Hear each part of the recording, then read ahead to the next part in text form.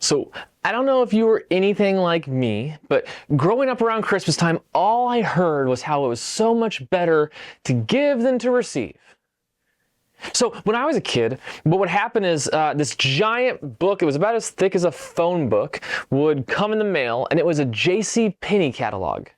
It was this department store, and it was just full of clothes, and that was fine. Who cared about that? But there was a whole toy section, and my 7-year-old self would go through that thing and circle things and highlight things.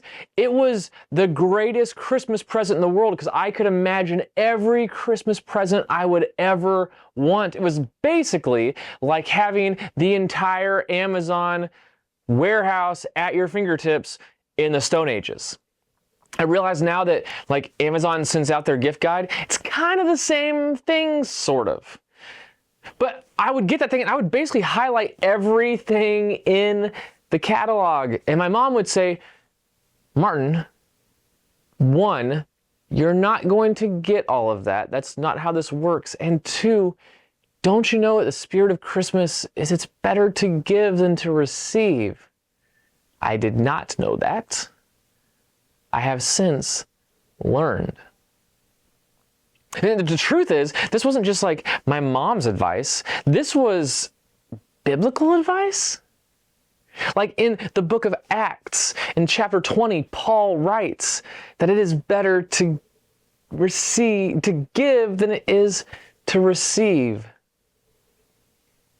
Jesus meets this rich young ruler. He doesn't have a name. We don't know anything about him.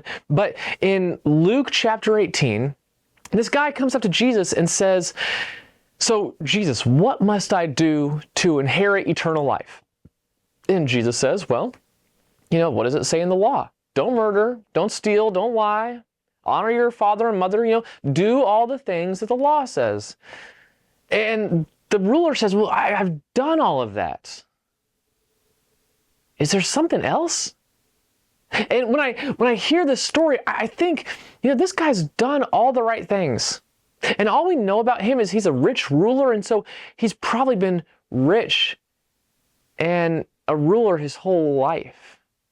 He probably doesn't even know what it means to want anything. If he's wanted something, he's been able to get it. He opens the J.C. Penney catalog and he gets all the things. And so it's hard for him to imagine not having something he wants. And so Jesus says, okay, you followed all the rules, all the laws. How about this? Take everything you own, give it away, and come follow me. Casual. Get rid of all your stuff, come follow me. And it says that the young man left Jesus sad because he was really rich. Everything about his identity was tied up in all the stuff he had.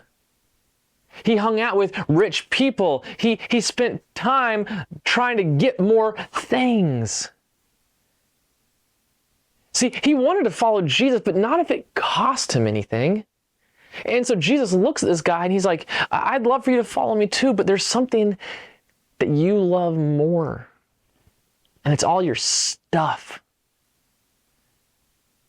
Sometimes our stuff can get in the way of following Jesus because it's easy to focus on all the stuff we want or the stuff we have. And sometimes it's like Jesus is giving us this really simple truth that sometimes it's easier to follow Jesus if we have less. Now, I don't think we need to give away everything we have. You shouldn't go home right now, I don't think, and give away all your clothes that are in your dresser in your closet, mostly because you need clothes to wear tomorrow. Please don't go to school naked tomorrow. Please, please, please don't do that. You don't have to give away all your video games and all your stuff. But I do think there's something that Jesus is saying that is super true. That, yes, it's better to give than to receive, to have. Sometimes when we have less, we learn to give away, we learn to practice generosity. It actually opens us up to the life that Jesus wants for us.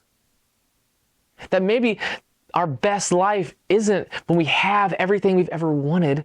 Sometimes it's when we're giving what we have away so that others have a little bit more. Maybe that's the secret to life and life to the fullest. This rich ruler had done everything right, but he was so stuck with the stuff he had that he couldn't imagine having anything less. And sometimes generosity reminds us that we don't actually need all those things that we think we do.